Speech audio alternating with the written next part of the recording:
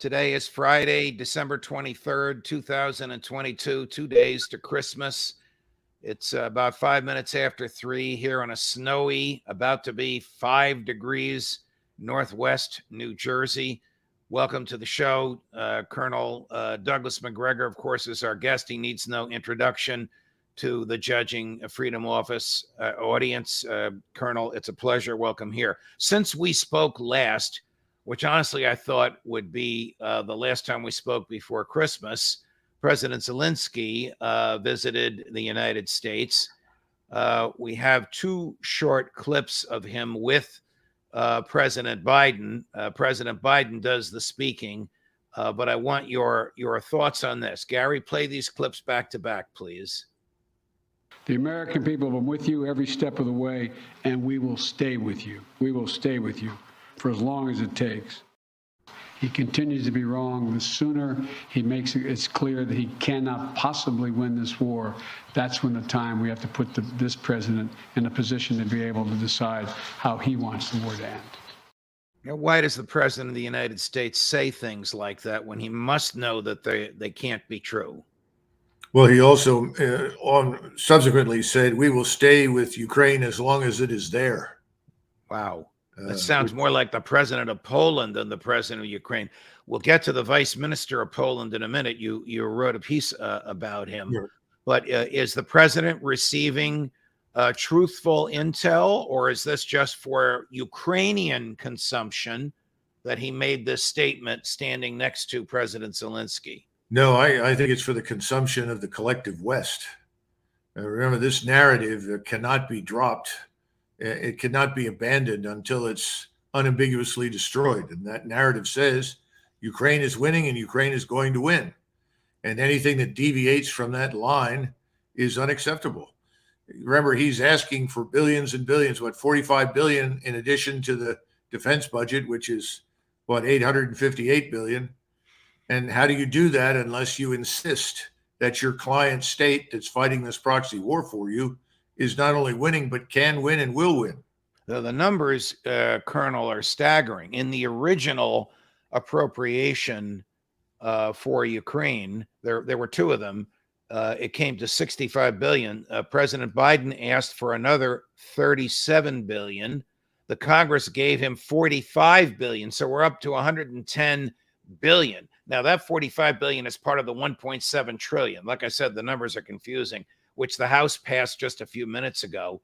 So it seems as though all this is going to make its way there, either in hardware or in cash. And as we know, over the objections of Senator Paul in the Senate and Congressman Massey in the House, mutual friends of yours and mine, who offered amendments to have an inspector general certify that this is what we sent and this is where the cash is going and this is where the armaments are going. No inspector general, no American to receive the stuff whatsoever.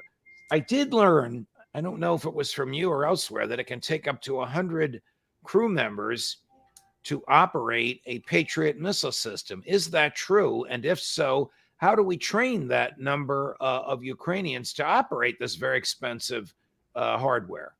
Well, the answer is yes. And let me just go back and revisit the money one more time, because people need to understand that what we're doing is moving money from one pocket to another as far as the taxpayer is concerned. We're taking money from the Treasury and essentially divesting ourselves of it through the Department of Defense, moving it over to the defense industries and their constituents. And subsequently, money flows back to the Congress as a matter of gratitude for the enormous wealth transfer. So it's wrong to think of all this money showing up. Secondly, when you start talking about the equipment, much of this equipment may never get there. Much depends on how much longer Ukraine lasts. And as we'll discuss in this hour, in this 30 minutes or so, I'll point out I'm not sure they're going to be around long enough to absorb and assimilate anything. Now, as far as Patriot goes, it's one battery, presumably 8 launchers, 128 missiles per launcher, and about 93 men in the battery, probably a few more because we're ostensibly supposed to train people. But frankly, if we try to train people, it'll be 3 to 4 to 5 months before this thing ever gets into action. I suspect we'll end up with contractors U.S. soldiers and, retired or former operating as contractors making this equipment work. It's only point defense. You can protect portions of things, a portion of Kyiv or key military installations, but it's not going to have any significant impact on the battle once it arrives anyway. You wrote recently about the Vice Minister of Defense. I think I have the title. Deputy Minister of Defense, right. Of Poland. Right. Who sounds as antagonistic as the president of Poland and as promoting war as the president of Poland. What did he say, and how do you analyze it? Well, his statement was to an audience, a mixed audience, not military, but civilians as well as military. Simply said this war is growing more and more intense, and with each passing day, we are more likely to be involved in it. And we are now going to adopt measures to prepare ourselves effectively for the eventuality that we may be involved. And then subsequently, there was some discussion of mobilizing 200,000 Polish reserve soldiers. Now, when that's going to happen, I don't know. Somebody mentioned recently that it may already be underway. I don't know. It could be. I thought it would happen after the new year. Colonel, are there elements in the American globalist establishment? All right, I got to define the term. The State Department, their buddies in Europe, members of Congress, the West Wing, that want the United States in a hot war, soldier to soldier, against Russia? I would hesitate to say yes, but you can't say no. So let me try to explain what I'm talking about. All right. And throw in the name of, this is to raise your blood pressure, Colonel, no matter how much I love you, Senator Lindsey Graham. Yeah, Lindsey Graham. Well, first of all, let's understand that I don't think anybody in their right mind wants a direct military confrontation with Russia. The problem is that we in the West do not see Russia as Russia is. We see it through this distorting lens. We either impute to it Soviet-like attributes or evil attributes, whatever you want to call it.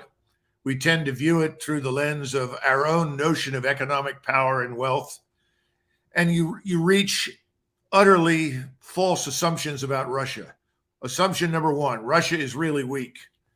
Russia can't stay the course. All we have to do is double down and we'll attrit them. We'll wear them out. No, it's the exact opposite. That's an impossibility, as they've demonstrated already economically. Secondly, their military is no good. It's no good because when they came in, they were soft. They didn't come in hard. They didn't do very well. They seem to have been defeated, all of which is erroneous nonsense, completely misunderstands what Putin was about, what the Russians were trying to achieve. So they believe in their heart of hearts that if we were to show up on the battlefield in Western Ukraine, cross the Polish border with Polish allies, maybe some Romanian forces too, that the Russians would be so intimidated and so afraid that they would immediately say, stop, let's stop, please don't come into this. And they're wrong. They're very wrong. In fact, there's a real appetite in Russia, to be perfectly blunt with you, to do real damage to our forces if they get the opportunity. So I think you've got a misapprehension of the danger and the level of response that it will elicit. And now we have a much larger, very different Russian army in the field. This is now a wartime theater. Ukraine is no longer being treated with kid gloves. Initially, they said, no, the Ukrainians are our brother Slavs. We don't want to harm Ukrainians. We don't want to do damage to infrastructure. We want to get along so that we can build a new peace. That's gone. The Russians now have decided there is no way to negotiate an end to this. No one will negotiate in good faith. Therefore, we must crush the enemy. That's what's coming. Let me play for you what your former colleague, General David Petraeus, said about Putin's miscalculation about his ability only to go so far as what is domestically palatable, his phrase, and about, I think you'll really take issue with this, the absence of training or the poor training of the Russian military. Gary? He is obviously completely miscalculated from the very beginning. He has reacted as Ukraine has seized the strategic initiative as it launched counteroffensives, first won the battles of Kyiv and other northern cities, of Kharkiv, retook part of the area that is to the west of the Dnipro River down in the south, and launched a very impressive counteroffensive in the east. He's tried everything he can that would be domestically palatable to mobilize additional forces. It's not going well. They aren't training and equipping them adequately at all. That was from my friend and former colleague Neil Cavuto at Fox News, his program 2 days ago. Colonel. Well, the kindest thing I can say is that Dave Petraeus is largely divorced from reality. And once again, David Petraeus has embraced this fictional narrative along the lines that I described before. And that's part of what he's going to do, because he is a product of the very people that are trying to push us into war with Russia now, that pushed us into Iraq and Syria and Afghanistan, not just to defeat the enemy, not just to remove the regime, but to stay and occupy and transform. And he was in the forefront of all of that. So I think he's just sort of punching his ticket as a member of the in club with the status quo. And that's the status quo that's ruling us in Washington.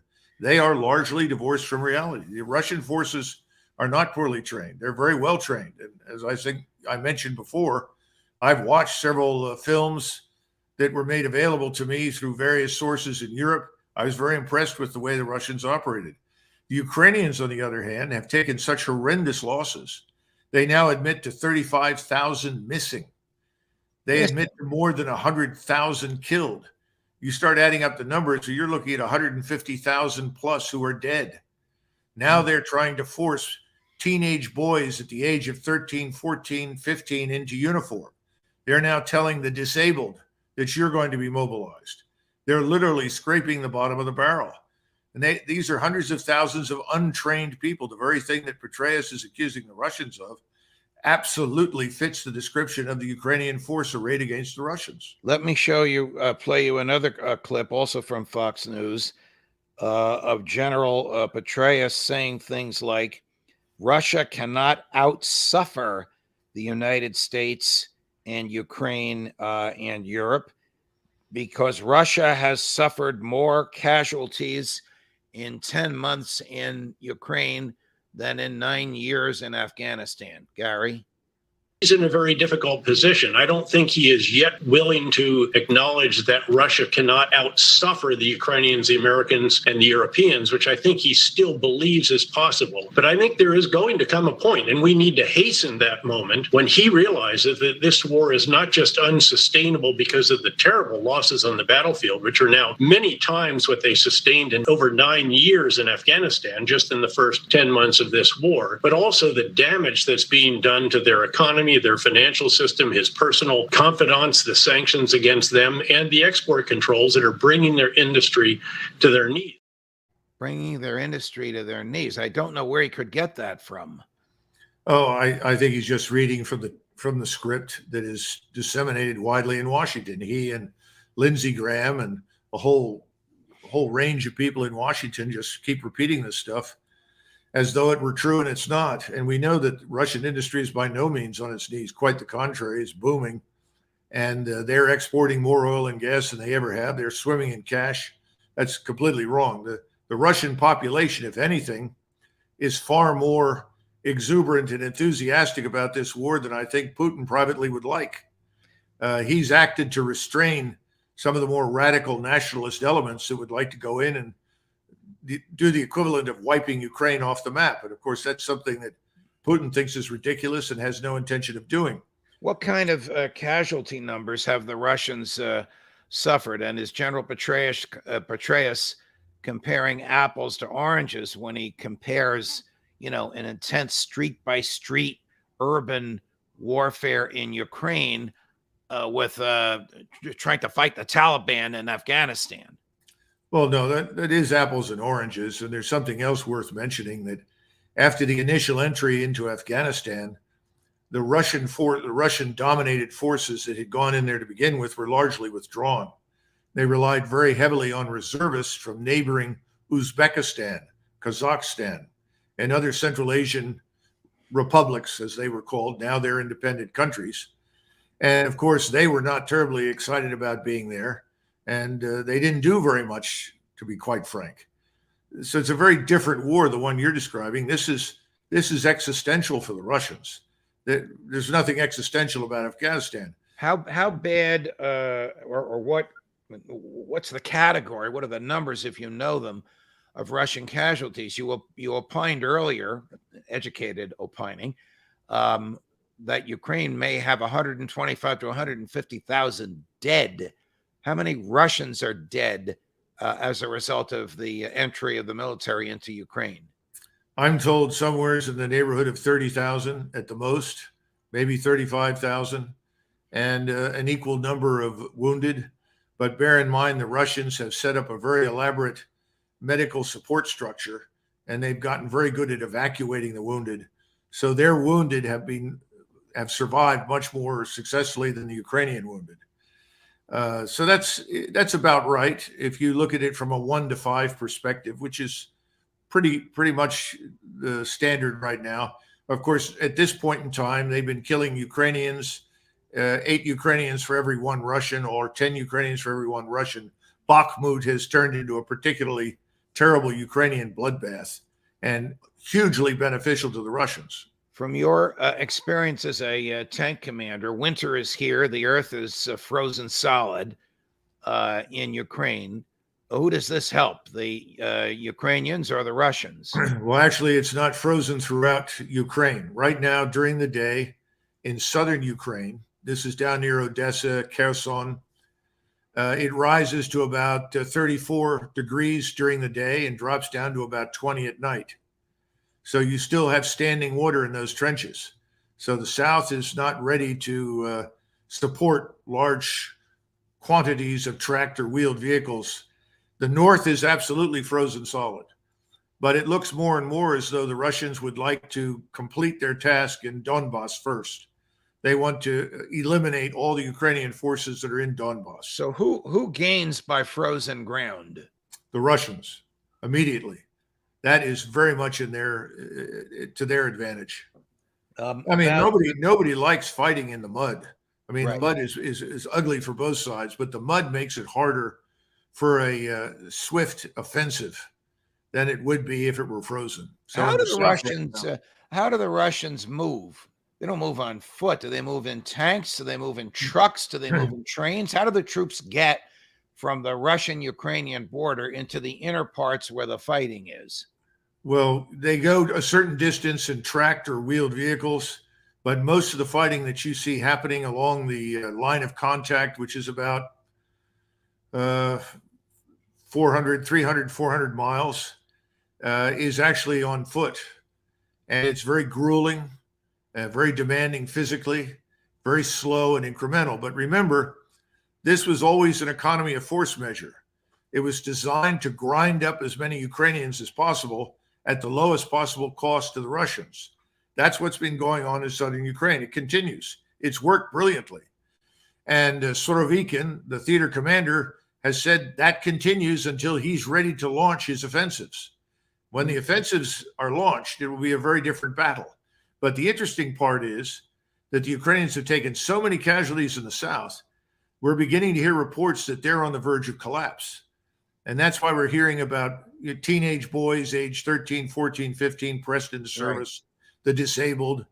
And we're getting videos that are coming in now from Ukrainian soldiers. They disappear almost as quickly as they appear naturally, where some of the Ukrainian soldiers are saying, well, the people in Kyiv better be hopeful that the Russians get to them before we do, because the Russians will probably put them in jail. If we get to them, we'll kill them. There's a lot of these are Ukrainian soldiers talking about the people back home. Yes, why would they say that? People in the government. Because they see Zelensky's government as largely remote from them. They see no evidence that anybody gives a damn about them. They're running out of food. They don't have proper clothing. They're freezing. They're taking heavy casualties. Did They're President being driven Zelensky back. did President Zelensky do himself any good with that speech to a joint session of Congress 2 nights ago? I don't think Zelensky was talking to anybody in Ukraine. I think he was basically talking to the collective West, and he spun the narrative. I think behind the scenes, he was very, very blunt. I mean, he came close to it a couple of times in his speech when he said, "You've given us a lot, but it's not enough." And you go back to that interview that was conducted by The Economist. Right. You listen to Zelensky, read that interview, read what Zaluzhny, the general, says. These people are at the end of their tether. And they told the people at the CIA, they told the people in the Pentagon, they told the people in the White House, if you don't come in and rescue us, we are going to be annihilated. We are not going to withstand what is coming. They're not fools. They know what's coming. We have satellite coverage. We've shown them the pictures. They know what kind of force is going to attack. Last area of our inquiry, President Putin, just about 72 hours ago, made some interesting statements. I'd love your take on them, Colonel. Here's President Putin. Our goal is not to spin the flywheel of military conflict, but on the contrary, to end this war. We will strive for an end to this, and the sooner, the better, of course. And again, all armed conflicts end one way or another with some kind of negotiations on the diplomatic track. Sooner or later, any parties in a state of conflict sit down and make an agreement. The sooner this realization comes to those who oppose us, the better. We have never given up on this. Is he sending the West a message? I think he's sending the West a message. He's also telling the Ukrainians quite clearly that what he will launch, when he finally launches it, sometime in January, early February at the latest, is a war-winning offensive. In other words, this is designed to terminate the conflict. He understands the longer that this lasts, the greater the danger of unwanted confrontation between us and him. He's very sensitive to that. He's not a fool. He doesn't want that. We shouldn't want it either. And then he's also saying, even when this happens and I launch these offensives and I crush the enemy, when the enemy surfaces and said, we've had enough, he will talk to them and he will negotiate an end to this. We are the ones that keep saying no negotiation. We're the ones that say unconditional surrender to you, Mr. Putin. That was effectively Lindsey Graham's comment. Mr. Putin, unless you go out in the middle of Red Square and shoot yourself through the head and commit suicide, there can be no negotiated settlement. This is absurd. Is anybody whispering? Is anybody whispering into Tony Blinken, Lloyd Austin, Ron Klain, Joe Biden's ear? It's time to sit down and talk? Well, just remember, he channeled deliberately. I mean, I assume that Bob Kagan, somebody like that, wrote the speech for Zelensky because he channeled the neocon hero FDR. Yeah. What very few people understand is when FDR demanded unconditional surrender in Tehran, Stalin told him, why did you do that? This has made this war much worse than it would have been. We wanted people to give up so that we can end this war and stop losing people. You've made this war last longer. And FDR just sat there and looked at him like, Right. That's what we're doing. We are prolonging this war. Colonel, I can't thank you enough for all the invaluable information you have given to the Judging Freedom audience. I look forward to working with you next year. It's been just terrific. Merry Christmas and Happy New Year to you and your family. Merry Christmas and Happy New Year, Judge. God bless you all. Thank you. Thank you, Colonel. You're a great man. To the Judging Freedom audience, Merry Christmas and Happy New Year to all of you. A year ago at this time, Judging Freedom had 93 viewers a week. We now have, thanks to Colonel McGregor, Scott Ritter, and others, and your faithfulness, we now have north of 1 million viewers a week. This is an extraordinary growth in just 1 year. We'll have some exciting news about more from Judging Freedom after the first of the year.